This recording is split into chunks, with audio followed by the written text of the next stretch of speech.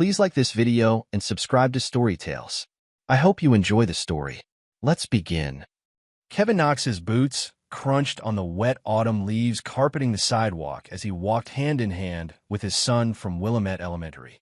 The familiar weight of Ari's small hand in his own grounded him, a reminder of what truly mattered in his life. "Dad, can we stop for ice cream?" Ari asked, his 8-year-old face brightening with hope. Kevin checked his watch. "Not today, buddy. Mom texted she's making dinner early." "But it's Tuesday." "Mom never cooks on Tuesday." Kevin raised an eyebrow. Lynette's schedule had become increasingly unpredictable lately. Tuesday evenings were usually reserved for her environmental lobbying meetings, a convenient explanation for her late returns home. Something had changed as they rounded the corner onto their tree-lined street. Kevin noticed an unfamiliar silver SUV parked in their driveway. "Looks like we got a new car," Kevin said, more to himself than to Ari. Beside him, Ari's steps slowed, then stopped altogether. His small hand suddenly gripped Kevin's with unexpected strength. "What's wrong, bud?" Kevin asked, kneeling to meet his son's eyes that Ari's face had drained of color. He stared at the vehicle, his body rigid. "I don't want to get in." "Why not?" Kevin asked, his military-honed instincts now on high alert. Ari's voice dropped to a whisper. "Look in the trunk." Kevin felt a chill that had nothing to do with the Oregon autumn air. He stood, giving Ari's shoulder a reassuring squeeze. "Wait here on the porch, okay? I'll check it out." He approached the vehicle, fishing the spare key fob from his pocket. Lynette must have left it on the counter that morning. He pressed the trunk release, watching as the hydraulic system slowly raised the hatch. Kevin's breath caught at his throat. Inside lay a blood-stained tarp, folded hastily and partially concealing an empty nylon rope package. Tucked against the sidewall was a small, colorful backpack, the kind elementary school kids used. It wasn't Ari's. For a moment, the world seemed to tilt beneath Kevin's feet. The disciplined engineer in him cataloged every detail, while the father in him flashed hot with protective fury. He took several quick photos with his phone, then carefully closed the trunk. Walking back to Ari, he forced a calm expression. "Just some grocery bags and gym stuff," he lied, hating the necessity of it. "Let's go inside." Ari didn't move. "That's not Mom's car." A man was driving it. Kevin's jaw tightened. "What man, Ari?" "Mom's friend. The one who takes people into the woods. Wendell Pace, the wilderness tour guide." Kevin had met him twice at Lynette's work functions.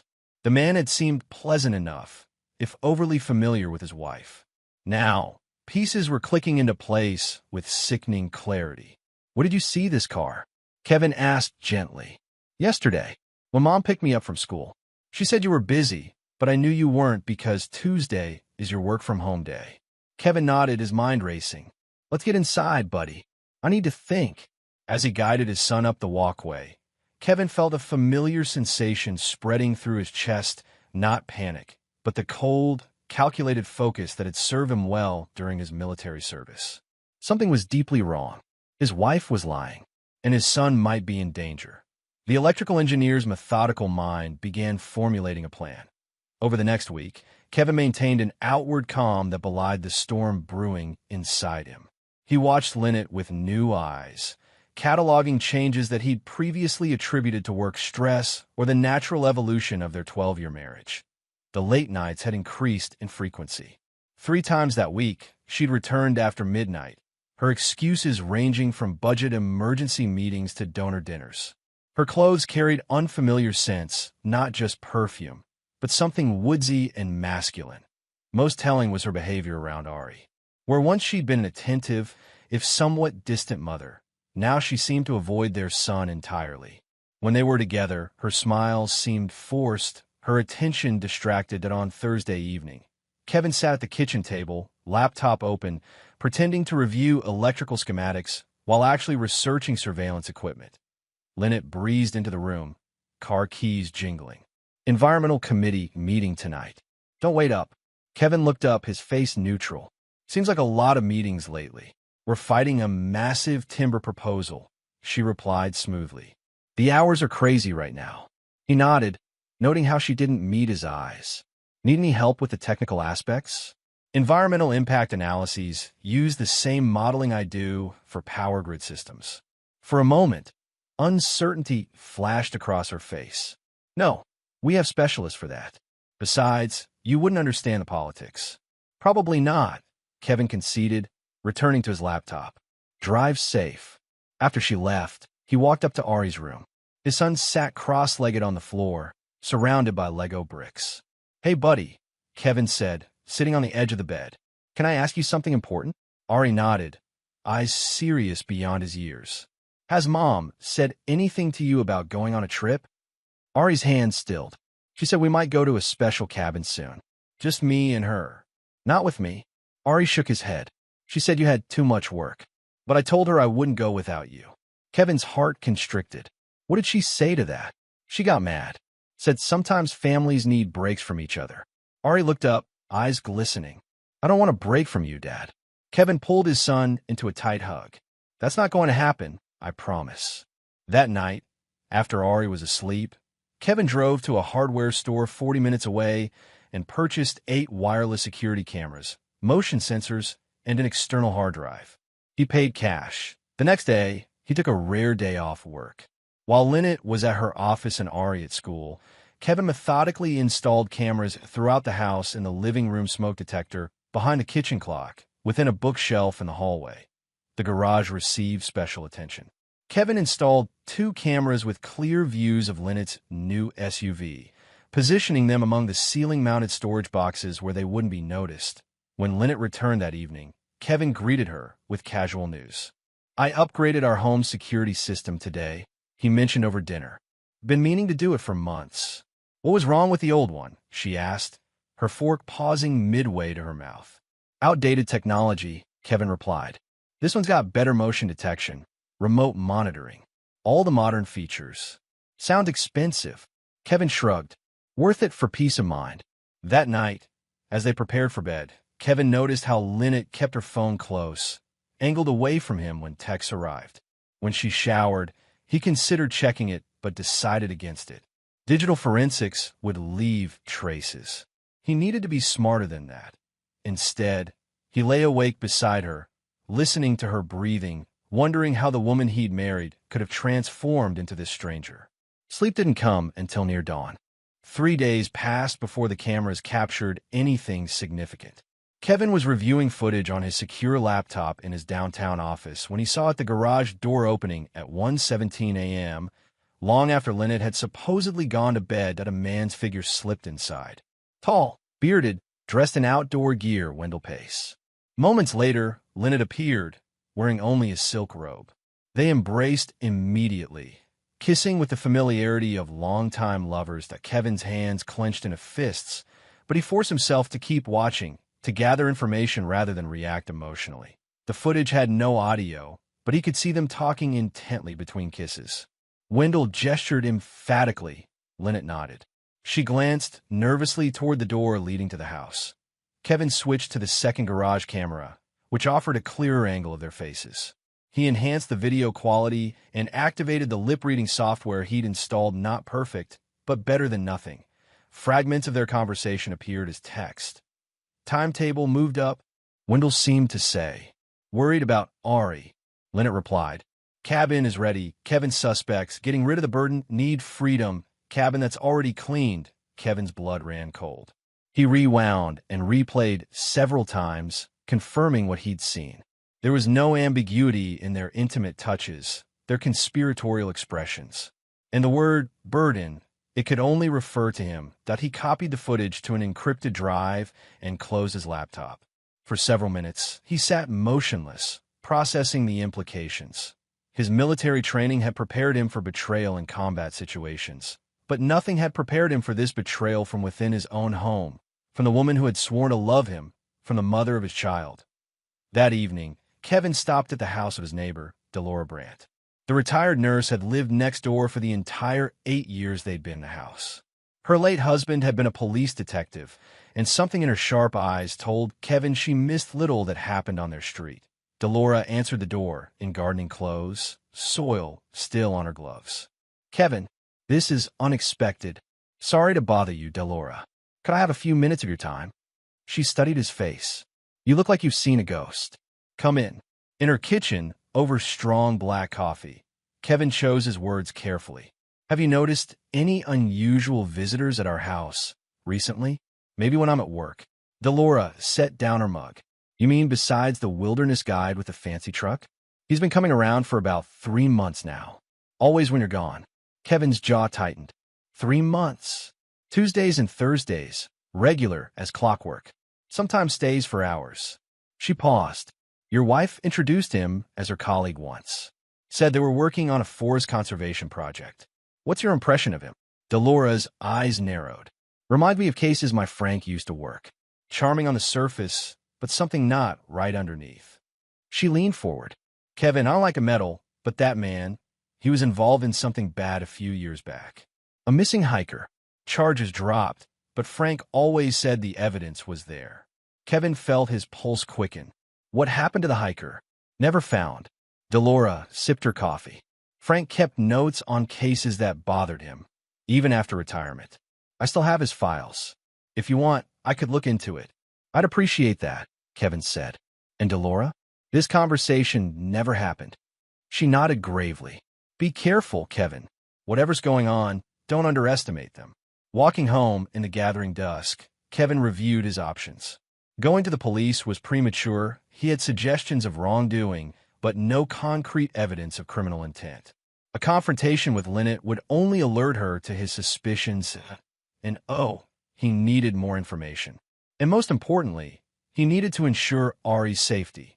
That night, he installed a small GPS tracker in Ari's favorite sneakers and programmed a new contact in his son's phone, a direct emergency line to Kevin that would work even if the phone was on silent mode. "Remember our secret code?" Kevin asked as he tucked his son into bed. Ari nodded solemnly. 3 clicks on any button means I need help." "That's right, and I'll come right away, no matter where you are."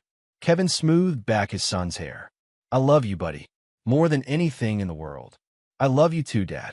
Ari's eyes were already drooping with sleep. "You won't let the bad people take me, right?" Kevin's heart froze. "What bad people, Ari?" But his son had already drifted off, leaving Kevin to wonder just how much the perceptive child had overheard and how much danger they were truly in. The manila folder landed on Kevin's desk with a soft thud. Delora Brandt stood across from him, arms folded, her lined face solemn. "Frank's notes on the Wendell Pace investigation," she said. "I spent 2 days going through his old files. It's worse than I remembered." Kevin opened the folder. Inside were meticulously organized police reports, interview transcripts, and Frank Brandt's handwritten notes. The case involved a 26-year-old hiker who had disappeared 5 years earlier during a guided tour led by Wendell. The woman was never found, but investigators had discovered disturbing evidence in a remote cabin owned by Wendell: bleach-cleaned floors, a recently burned mattress, and the hiker's personal items buried in the woods nearby. "Why weren't charges filed?" Kevin asked. Flipping through the documents, Delora's mouth tightened. "Read the last page." Kevin turned to Frank's final notes. "Case compromised. Key evidence contaminated during collection. Chain of custody broken. Suspect's lawyer filed motion to dismiss granted. Query relationship between defense attorney T. Voss and forensic tech J. Mercer. T. Voss." Kevin looked up sharply. "Trent Voss," Delora confirmed. "Same lawyer who handled your wife's environmental trust last year." Kevin felt the pieces connecting.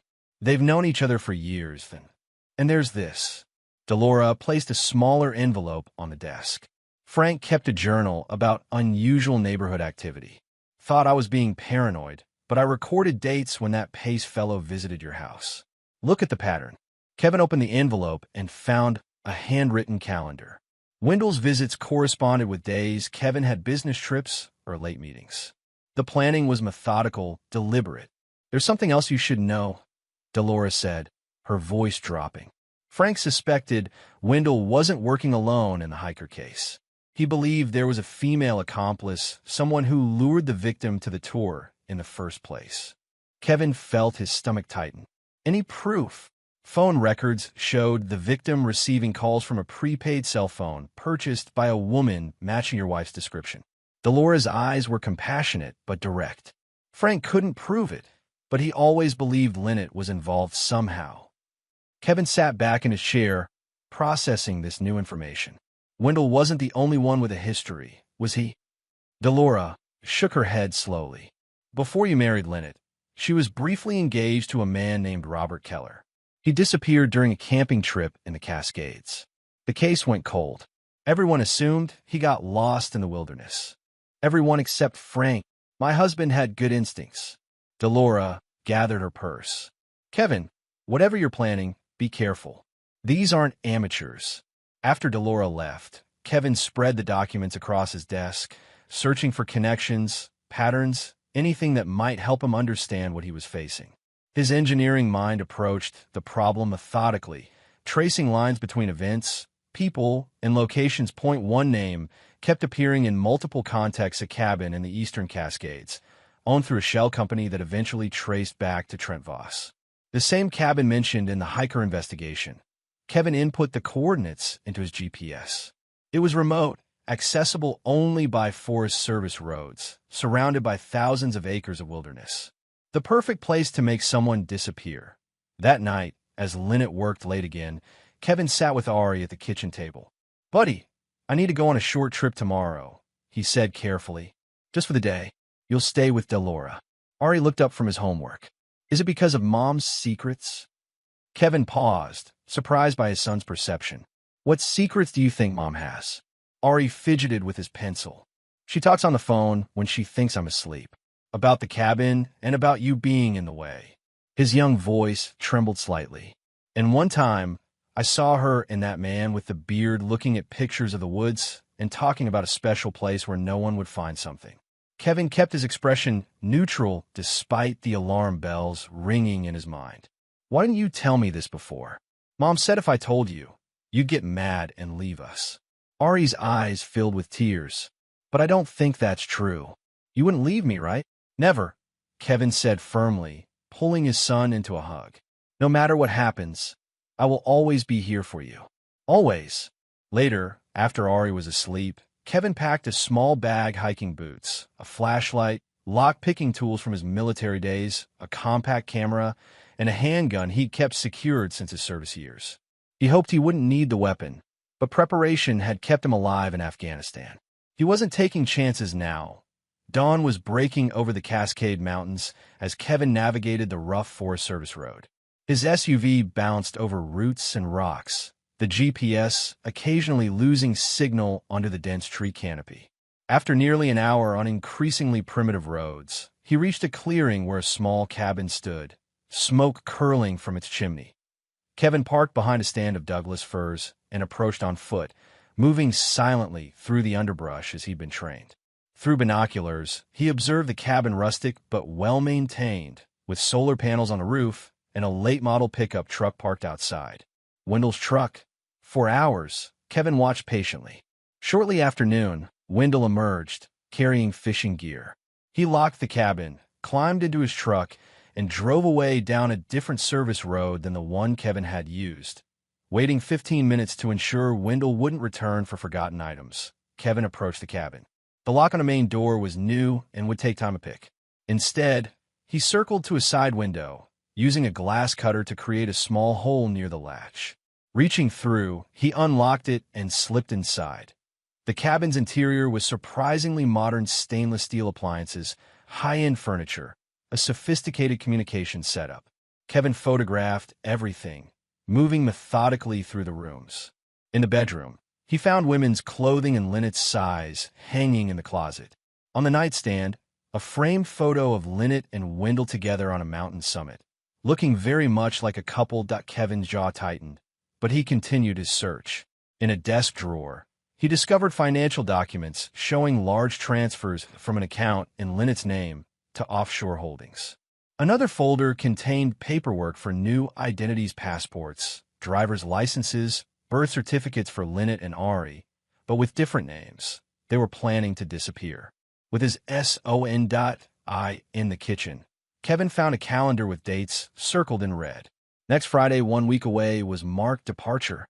His own name appeared on the following Monday with a notation: missing report. They planned to be gone before anyone realized he was missing. Kevin took photos of everything, his hands steady despite the rage building inside him. Outside, behind the cabin, he discovered a shed with a heavy padlock. Using bolt cutters from his pack, he removed it and stepped inside. The shed's contents confirmed his worst fears: another blood-stained tarp similar to the one he'd seen in the SUV's trunk, boxes of zip ties, duct tape, bleach, and industrial cleaning supplies. Against one wall leaned a child's drawing in a plastic sleeve, Ari's unmistakable style. A picture of their family, standing in front of a cabin. Protection against evidence, perhaps, or a trophy. Kevin photographed everything, then carefully replaced the padlock, leaving it hanging to appear untouched to a casual observer. As he prepared to leave, movement in the distance caught his eye. Wendell's truck returning earlier than expected. Kevin slipped into the woods, circling wide around the clearing. From behind a thick stand of pines, he watched as Wendell unloaded his fishing gear, then made a phone call. Though too distant to hear the conversation, Kevin could read the man's body language: animated, excited, impatient. Wendell entered the cabin, emerging minutes later with a shovel and heading into the woods in the opposite direction from where Kevin hid. Curiosity overcoming caution, Kevin followed at a safe distance. After 15 minutes of hiking, Wendell stopped in a small clearing and began digging near the base of a distinctive lightning-struck tree. Kevin used his camera zoom to observe as Wendell uncovered what appeared to be a waterproof container. From it, he removed several bundles wrapped in plastic. Kevin photographed the entire sequence, including when Wendell opened one bundle to reveal stacks of cash. After reburying the container, Wendell returned to the cabin. Kevin waited until dusk before making his way back to his vehicle. As he drove the treacherous mountain roads in the gathering darkness, his mind raced with implications. This wasn't just an affair. It wasn't even just a planned disappearance. The cabin, the cleaning supplies, the tarps, they all pointed to something much darker. Kevin suspected Lynette and Wendell had already killed before, and they were planning to kill again. 3 days later, Kevin executed the next phase of his plan.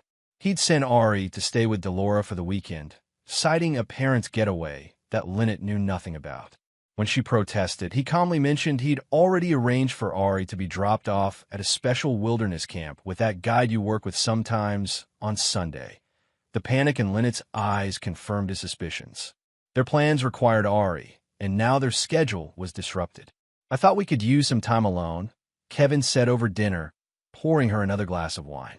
"Reconnect." Lynette's smile didn't reach her eyes. "That's thoughtful, but I have so much work this weekend. Just tonight." Then, Kevin insisted gently. "How often do we get the house to ourselves?"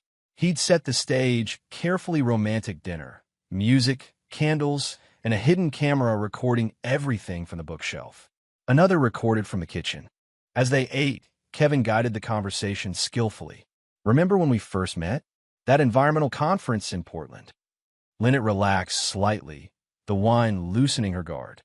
"You were so serious, explaining electrical grid efficiency to anyone who would listen. And you were the only one who actually seemed interested," Kevin smiled. "Though I later realized you were just being polite." "No, I found it fascinating," she said, then added with a slight edge, "back then, anyway." Kevin nodded thoughtfully. "We've both changed over the years, haven't we? That's what people do, Kevin. They evolve, and sometimes grow apart." Lynette's eyes narrowed slightly. "What are you asking exactly?" Kevin kept his expression open, vulnerable. "I've just been feeling like there's distance between us lately. I wondered if you felt it too." She studied him for a moment, then sighed. "I suppose there is. Any idea why?" Lynette took another sip of wine. "People want different things as they age. What satisfied me at 28 doesn't necessarily fulfill me at 36. What would fulfill you now?" Kevin asked quietly. Something in his tone must have alerted her. Lynette set down her glass, suddenly wary. "Why all these questions, Kevin?" He maintained his facade of innocence. "Just trying to understand where we stand. Where you stand. Where I stand." Her voice took on a defensive edge. "With us. With this life we've built." Kevin gestured around the dining room. "Our home. Our family. Our future." Lynette's laugh held no humor. "This life you've built, you mean? Your idea of home. Your vision of family." I thought it was our vision. Did you ever actually ask what I wanted? Her words carried years of resentment. Or did you just assume I'd be happy with your safe, predictable plans? Your safe, predictable career? Your safe, predictable life? Kevin absorbed the verbal blow without flinching. And what do you want, Lynette? Help me understand. Freedom, she said, the word escaping like she couldn't contain it any longer. Adventure, passion, things you've never understood. With Wendell, Kevin asked softly. Lynette froze, wine glass halfway to her lips. What did you say? Wendell Pace, your wilderness guide friend. Kevin kept his voice measured, hiding his triumph as her composure cracked. Is he the one who understands what you want? How do you? She stopped herself, recalibrating. We work together on environmental initiatives. That's all. In the garage at 1 a.m.? In your robe. Kevin watched her face pale. Those initiatives must be very important. You've been spying on me. Anger replaced her shock. Protecting my family, Kevin corrected. Though I'm starting to wonder if that's what you were doing with the blood-stained tarp in your new SUV. Lynette's glass slipped from her fingers, spilling red wine like blood across the white tablecloth. You don't know what you're talking about. I think I do, Kevin said, his voice hardening slightly. The cabin and the Cascades. The offshore accounts. The new identities for you and Ari. You've been in my things. Her voice rose sharply. Just connecting dots. Kevin leaned forward, like the dot where a hiker disappeared during one of Wendell's tours. Or the dot where your previous fiancé vanished in those same mountains. Those were accidents, Lynette hissed. Tragic accidents. Were they? Like the accident you and Wendell were planning for me. Lynette stood abruptly, her chair scraping against the floor. You've lost your mind. Have I? Kevin remained seated, infuriatingly calm. Tell me, what did you mean when you told Wendell about getting rid of the burden? Or when you mentioned the cabin that's already cleaned? She stared at him, calculation replacing panic in her eyes. After a long moment, her posture shifted, the defensive act dropping away to reveal something colder beneath. How long have you known? She asked, voice steady. Long enough. Lynette laughed softly, shaking her head. And here I thought you were oblivious. The dutiful husband, so wrapped up in his circuits and systems that he couldn't see what was happening in his own home. I see clearly now, Kevin said. I'm just not sure I understand. Why, Lynette? What did I do to deserve this? Deserve? She scoffed. It's not about what you deserve. It's about what I deserve. Do you have any idea how suffocating this life is? How mind-numbingly boring? Our marriage is boring to you. Everything about you is boring, she spat. You're like a trained dog. Go to work, come home, take care of Ari, repeat. No passion, no excitement. Just duty and routine. Kevin absorbed her cruelty without visible reaction. And Wendell is different. Wendell is everything you're not. Lynette's eyes gleamed with a fervor Kevin had never seen directed at him. He's alive. He takes risks. He makes me feel alive. Alive enough to kill for him. Her smile was chilling. You don't understand the kind of connection we have. I understand it's worth abandoning your son for. I'm not abandoning Ari, she snapped. He's coming with us. He'll have a much more exciting life than the one you've planned for him: college, career, suburban mediocrity. So the plan was to eliminate me and disappear with my son? Lynette considered him for a long moment, then shrugged as if discarding a useless pretense. You were never supposed to know. It would have been quick, painless even. How considerate, Kevin said dryly. Don't you dare judge me, she hissed. I've never loved this dull life you built. I've been pretending for years. With Wendell, I could be who I really am. And who is that exactly? A murderer, a survivor, she corrected. Someone who takes what she wants instead of settling for scraps. Those are our son's words you're dismissing, Kevin said, his voice finally betraying anger. Our life together. Our family. Family. Lynette laughed bitterly. We're not a family, Kevin. We're a prison. And I'm breaking out. With stolen money, forged documents, and a trail of bodies. With freedom, she insisted. Something you know nothing about. Kevin stood slowly, his height suddenly imposing. You've miscalculated, Lynette. I'm not the oblivious husband you thought I was. And I won't let you take my son. You can't stop what's already in motion, she said, backing toward the door. Wendell has connections you can't imagine. Trent has contingency plans for everything. We'll see about that. Lynette's expression shifted to one of wary assessment. What are you going to do? Go to the police? With what evidence? Kevin smiled thinly. I haven't decided yet. But remember this moment, Lynette. The moment you showed me exactly who you are. She stared at him, suddenly uncertain. You're bluffing. You don't have anything concrete. Get out of my house, Kevin said quietly. Pack a bag and go. But understand this: if you try to contact Ari, if you come near my son again, I will destroy you in ways you can't imagine. He's my son too, she snarled. Not anymore. Kevin's voice was steel. Not after what you've planned. For a moment, they locked eyes, predator recognizing predator. Then Lynette turned and stormed upstairs. 30 minutes later, she left with a suitcase, slamming the door behind her. Kevin waited until her car disappeared down the street before moving to his office. He downloaded the evening's recordings to his encrypted drive, adding them to his growing collection of evidence. Then he made a phone call. It's done, he told Delora. She confessed. Keep Ari with you until I call again. Be careful, the older woman warned. She'll go straight to Wendell. I'm counting on it, Kevin replied. The following morning, Kevin rose before dawn and drove to a different hardware store, this one 80 miles away. Using cash and a baseball cap to obscure his face from security cameras, he purchased disposable gloves, a prepaid phone, and various other supplies. Next, he visited 3 different electronic shops, assembling components that couldn't be traced to a single purchase. By noon, he had everything he needed. That Kevin's first target was Wendell's truck. Using information from his surveillance, he knew Wendell taught wilderness survival classes on Monday mornings at a community center in South Eugene.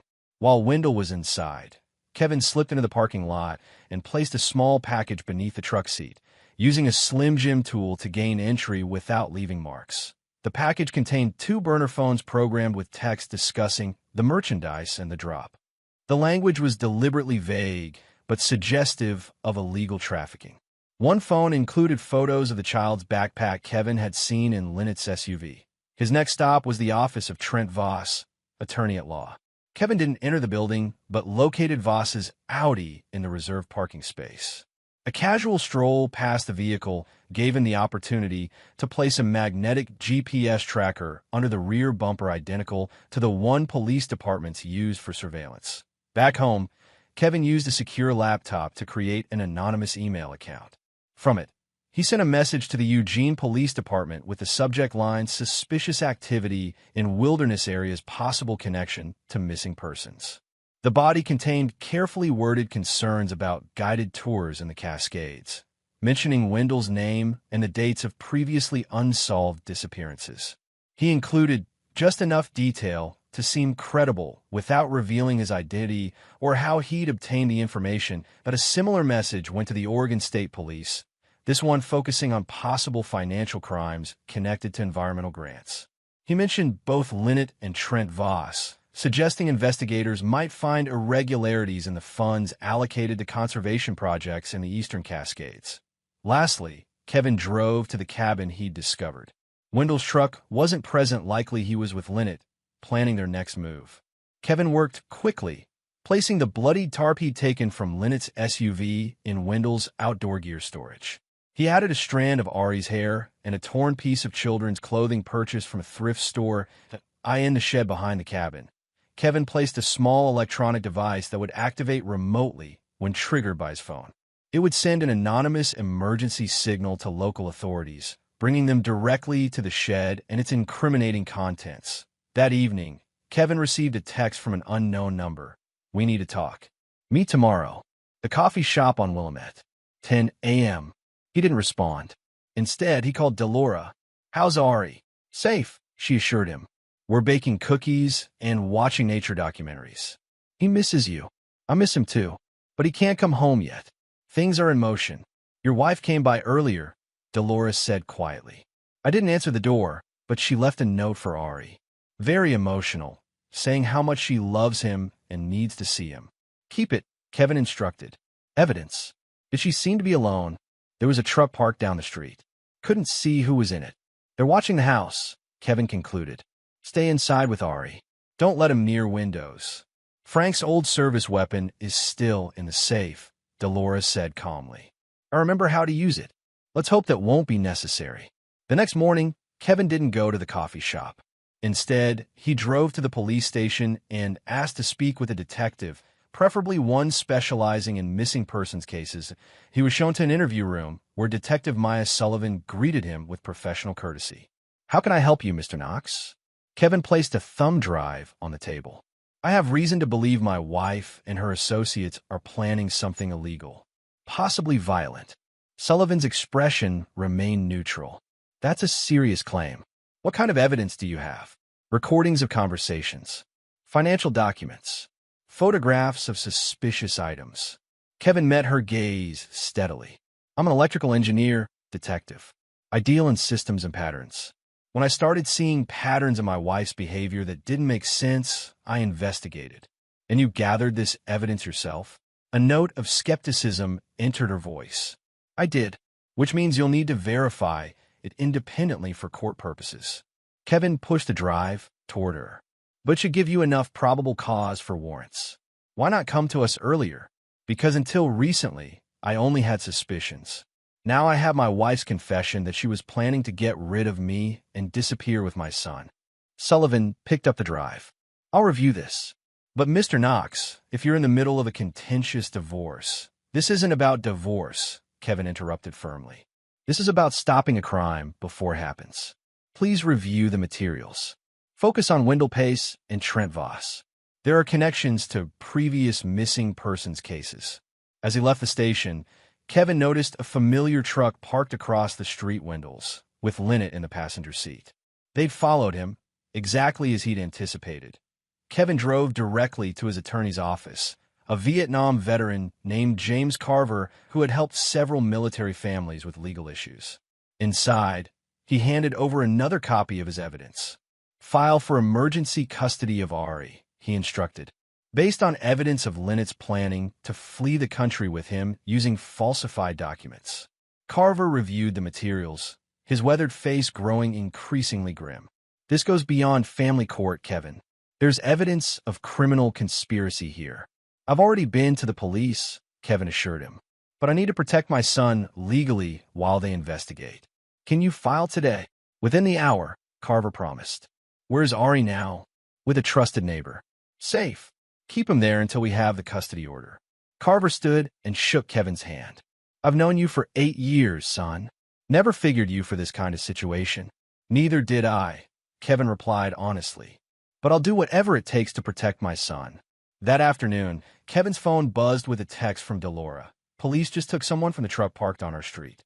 Female officer came to door after, asked questions about your wife. The pieces were falling into place. Kevin checked the tracking app he'd installed to monitor the GPS on Voss's car. The attorney was moving rapidly, heading east out of Eugene toward the cabin. Perfect. Kevin activated the remote signal device he'd planted in the shed. Within 30 minutes, his anonymous tip would bring authorities directly to the incriminating evidence. As dusk fell, Kevin parked outside his home, watching the familiar house that no longer felt like his. Inside those walls, he'd built what he thought was a stable life, a sanctuary for his family. Now it was the scene of the greatest betrayal he'd ever experienced. His phone rang Detective Sullivan. Mr. Knox, we've taken Wendell Pace into custody on suspicion of evidence tampering and potential involvement in a missing persons case from 5 years ago. Evidence tampering. Burner phones with suspicious communications were found in his vehicle. Combined with your evidence and some previously closed case files we've reopened, it was enough for an arrest. Kevin allowed himself a small smile. What about my wife? She's being questioned, but not detained at this time. However, I should inform you that state police have just raided a cabin in the Cascades registered to an LLC connected to attorney Trent Voss. They found concerning materials that may be linked to several investigations. I see, Kevin said, his voice neutral. Mr. Knox, Sullivan's tone turned cautious. The timing of these developments is interesting.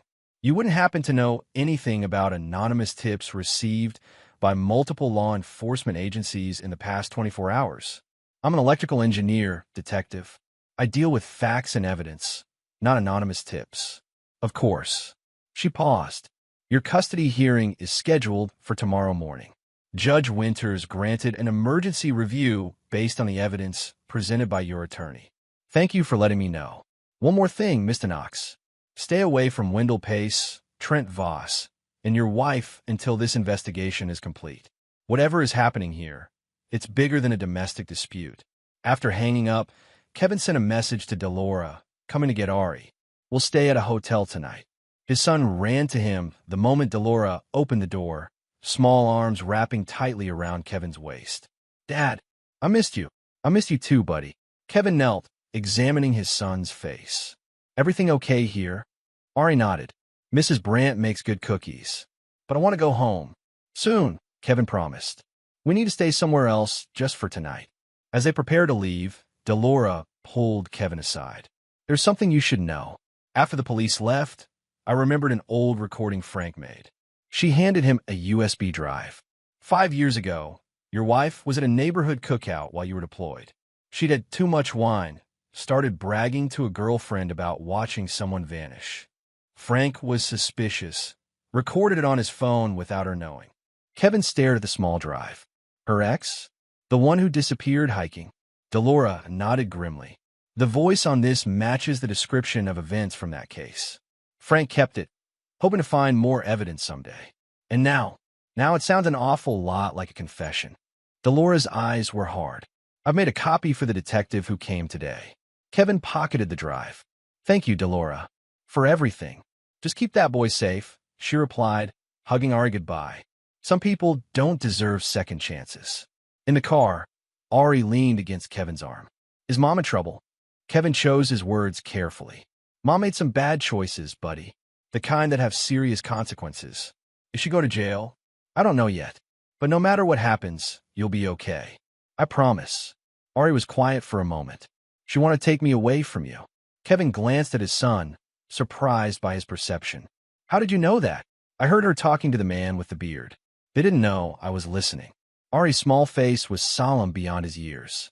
I told her I wouldn't go anywhere without you, and she got really mad.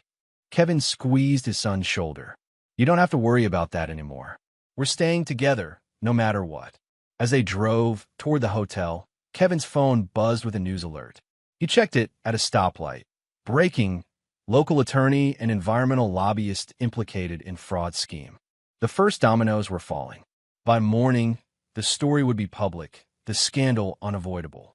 His revenge was unfolding perfectly methodical, precise, and utterly devastating. Kevin stood with Ari in the court hallway, waiting for their custody hearing to begin. His attorney, James Carver, reviewed documents beside them, occasionally nodding with satisfaction. The judges already reviewed the evidence, Carver explained quietly. With Wendell Pace in custody and the investigation expanding, this should be straightforward. Kevin nodded, adjusting Ari's tie. You look very handsome, buddy. Do I have to talk to Mom? Ari asked, anxiety creasing his young face. No, Kevin assured him. You just sit with me. Mr. Carver will do all the talking. Before they could enter the courtroom, Detective Sullivan approached, her expression grim but professional. Mr. Knox, I need a moment. Carver nodded to a court officer, who took Ari a few steps away. What's happened? Kevin asked. Oregon State Police raided a backwoods expedition led by Wendell Pace early this morning, Sullivan explained. They found evidence connecting him to at least 2 missing persons cases from the past 5 years. 2. Kevin raised an eyebrow. Possibly more. Sullivan lowered her voice.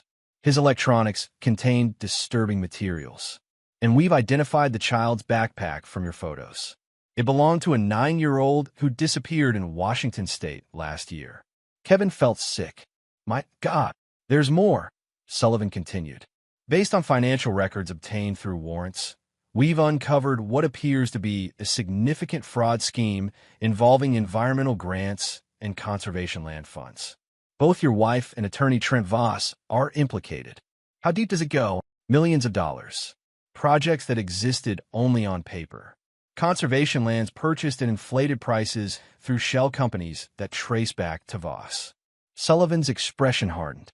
Your wife's environmental lobbying position gave them political cover and inside information on upcoming land acquisitions. And the money, offshore accounts primarily. We're working with federal authorities now. Kevin absorbed this information with outward calm. What happens next? Multiple felony charges for all involved. Mr. Pace remains in custody. We're seeking an arrest warrant for Mr. Voss, who appears to have fled the state. She hesitated. Regarding your wife, I should inform you that she'll be taken into custody following this hearing, regardless of the outcome. I understand. As Sullivan walked away, Carver rejoined him. I couldn't help overhearing. This changes things considerably. For the better, I hope, Kevin said. Without question, Carver nodded toward the courtroom doors. Let's get this done. Inside, Kevin was surprised to see several reporters seated in the back row. Word had spread faster than he anticipated.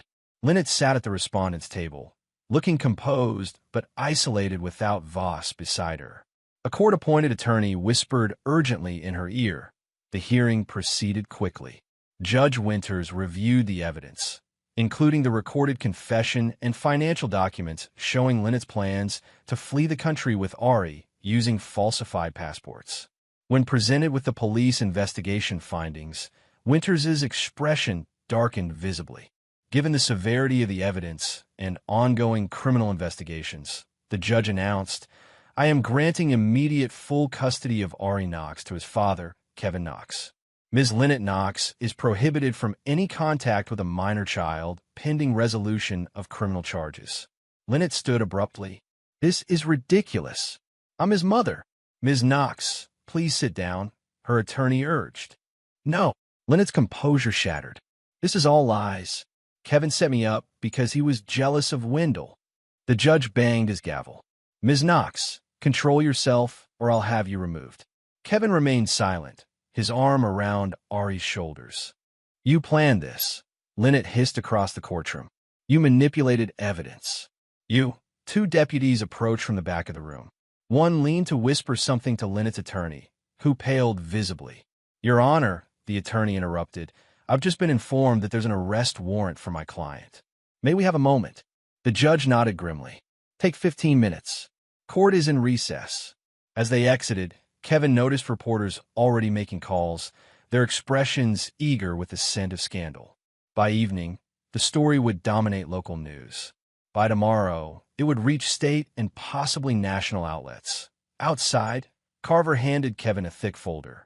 Full custody order, signed and executed. Also restraining orders against both Lynette and Wendell. No one can legally take Ari from you now. Thank you, Kevin said simply. Dad, Ari tugged at his sleeve. Can we go home now? Yes, buddy. We can go home. As they walked toward the parking lot, Kevin spotted Detective Sullivan escorting Lynette to a police cruiser, reading her rights as photographers captured the moment. Lynette's eyes met his across the distance, hatred burning in them with an intensity that might once have unnerved him. Now, Kevin felt nothing but cold satisfaction. That evening, as Ari slept peacefully in his room, Kevin opened his laptop to find the story had indeed exploded. Local news websites featured Wendell's arrest photo alongside headlines about environmental fraud scheme linked to missing persons cases.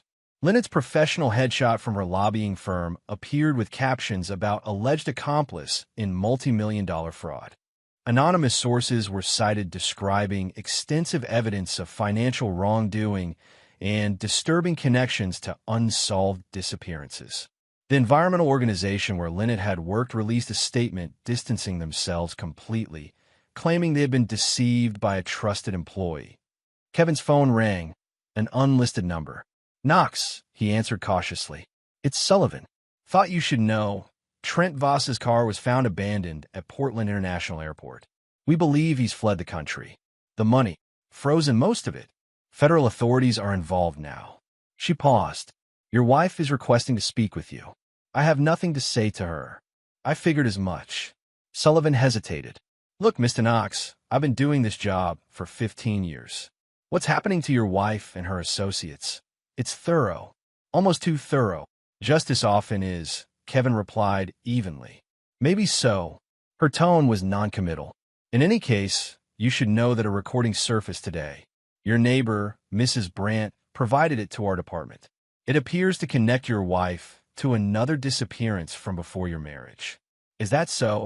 The recording suggests she may have been involved in the disappearance of her previous fiancé, Robert Keller. The case is being reopened. Kevin allowed himself a small smile.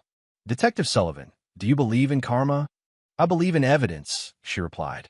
And right now, all the evidence points to your wife being involved in multiple serious crimes. If there's anything else you know, I provided everything I have, Kevin said. Good night, detective. He hung up and walked to Ari's room, watching his son sleep peacefully. The boy seemed younger in sleep, unburdened by the knowledge of his mother's betrayal.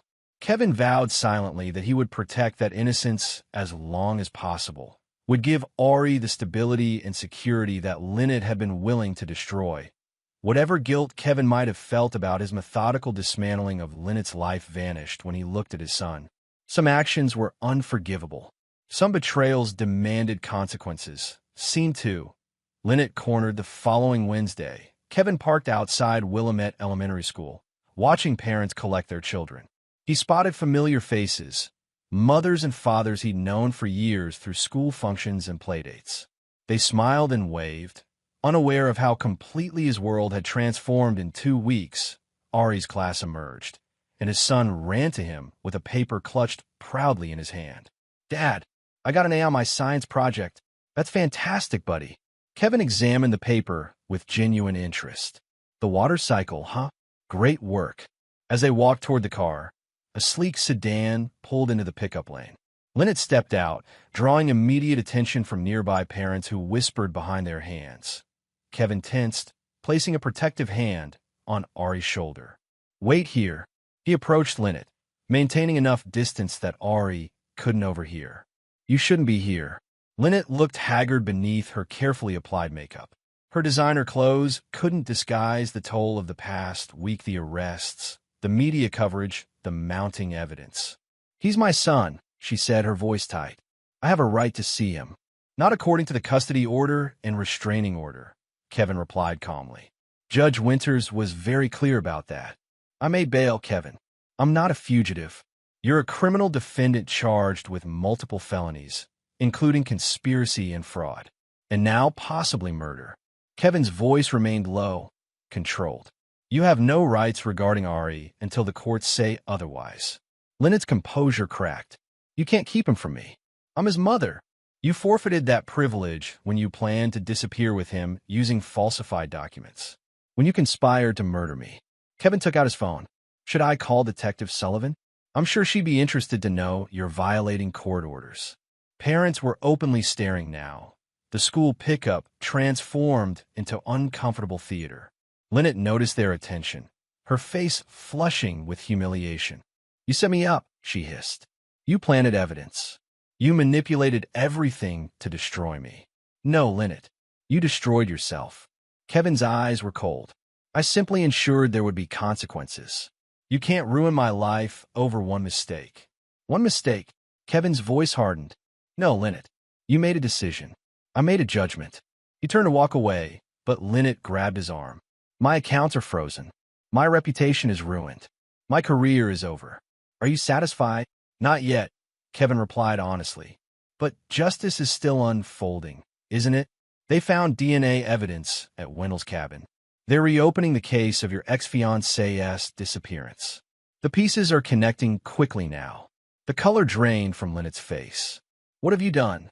Nothing compared to what you planned to do. Kevin removed her hand from his arm. Now leave before I call the police. As if on cue, a patrol car turned onto the street, moving slowly toward the school. Lynette noticed it and backed toward her car. This isn't over, she warned. For you it is.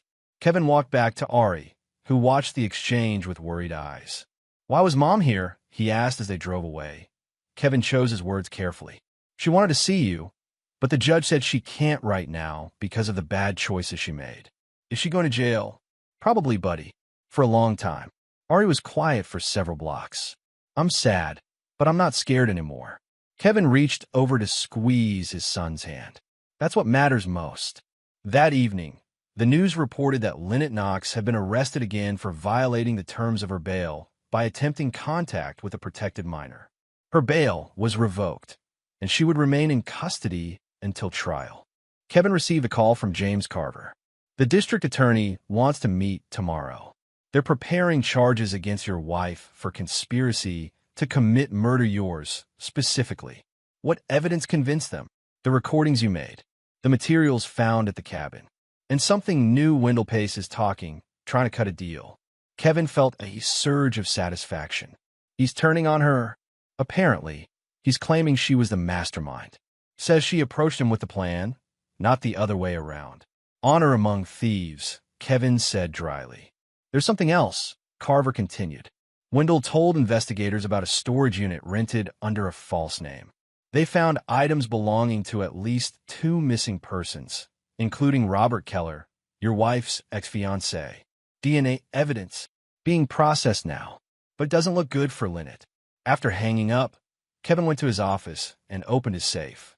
Inside was the original encrypted drive containing all the evidence he'd gathered: the surveillance footage, the recordings, the photographs from the cabin. Everything that had set his revenge in motion. He placed it in a fireproof box, locked it, and returned it to the safe. The digital trail that led to Lynette's downfall was now secured, unreachable by anyone who might question his methods. Kevin felt no guilt, no hesitation about what he'd done. Lynette and her accomplices had planned to murder him and abduct his son. Their crimes extended beyond his family to other victims, other families destroyed by their actions. His revenge wasn't just personal, it was justice. 3 months passed.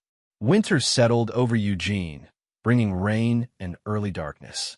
Kevin established new routines with RE therapy sessions twice weekly, karate classes, weekend hikes when weather permitted.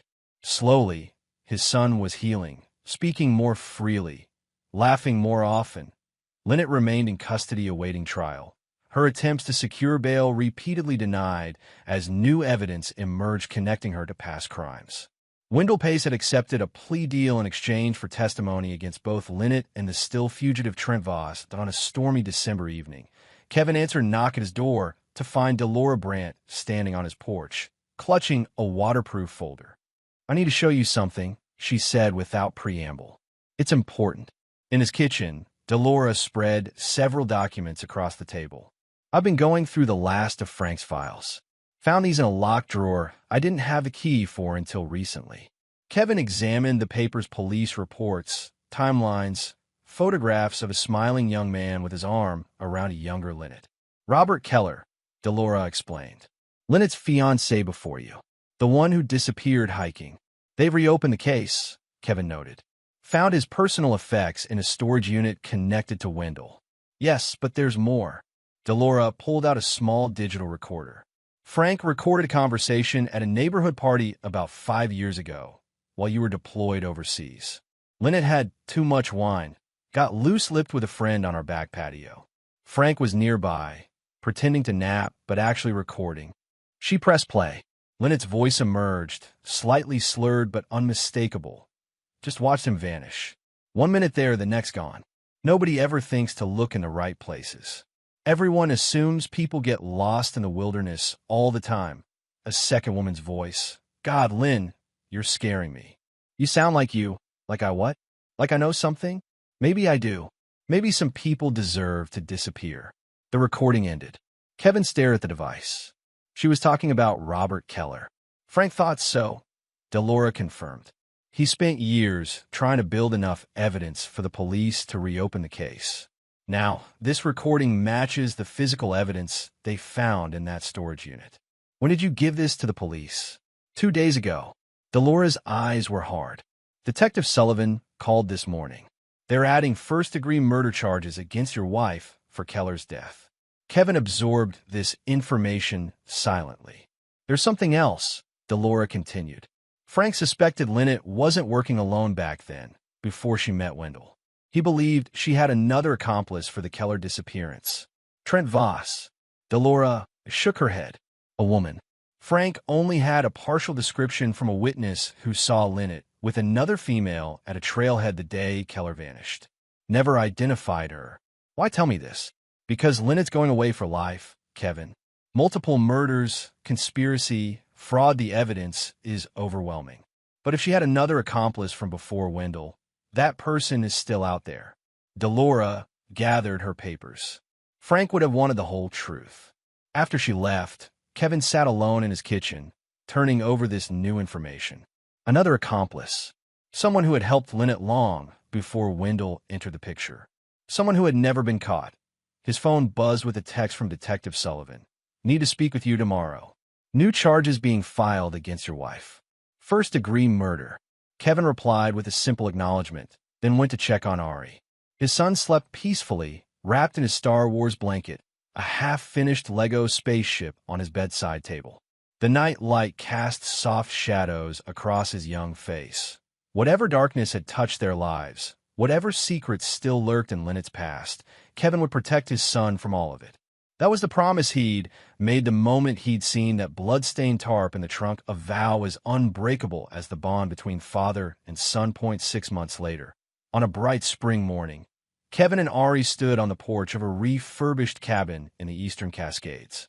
The same cabin that had once been central to Lynette and Wendell's plans now served a different purpose entirely. What do you think of the sign, buddy? Kevin asked, pointing to the wooden placard mounted beside the door. New Beginnings Retreat, a healing space for families in transition. Ari nodded approvingly. It looks good, Dad. Can I put my painting up inside? That's the perfect finishing touch. Inside, the cabin bore no resemblance to its former state. The dark, secretive space had been transformed with light colors, comfortable furniture, and large windows that showcased the mountain views. What had once been a place of darkness was now filled with light. Kevin's phone rang. James Carver calling with the news they'd been waiting for.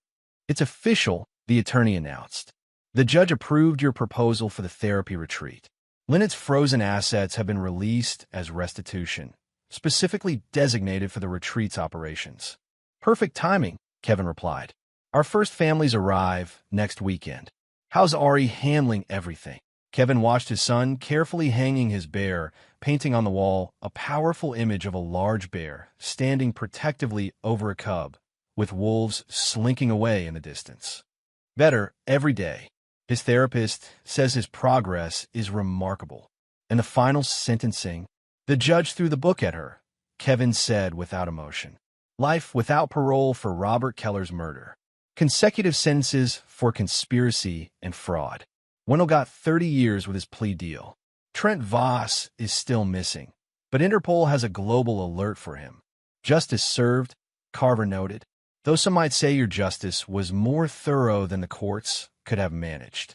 Kevin didn't respond directly. I'll send you photos of the retreat once it's fully operational.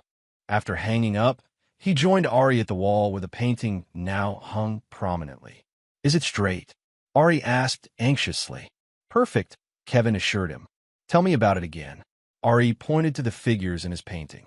That's you, the big bear. And I'm a little bear. You're keeping me safe from the wolves who wanted to hurt us.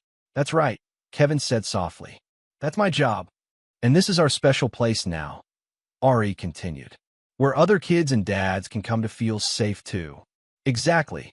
Kevin had used his engineering skills to redesign the cabin, converting it into a therapeutic retreat for single fathers and their children affected by domestic trauma. The irony wasn't lost on him. The location intended for his murder now served as a healing space, funded by Lynette's seized assets.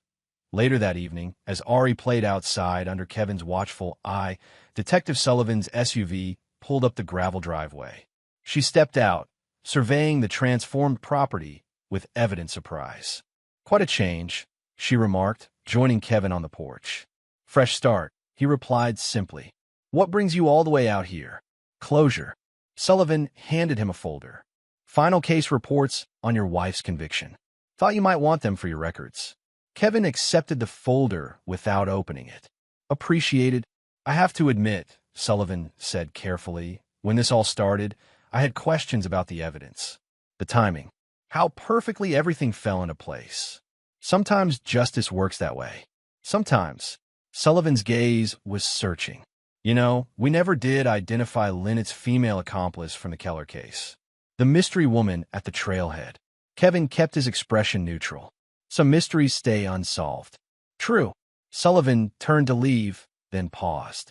For what it's worth, I think you've created something good here. Turning darkness into light, that's rare. After she drove away, Kevin called Ari in for dinner. They sat at the rustic dining table, father and son together, the mountains visible through the windows, the future stretching before them untainted by Lynette's betrayal. Later, standing on the cabin's porch while Ari readied for bed, Kevin looked over the mountains beyond the cabin, feeling the weight of all that had happened, all he had orchestrated to protect his son and bring justice to those who had planned his destruction. I wasn't forged by betrayal, he whispered to the silent forest. I was revealed by it. Inside, Ari called for his goodnight hug. Kevin turned from the darkening landscape and went to his son, closing the door on the past and embracing the future they would build together stronger, wiser, and finally safe.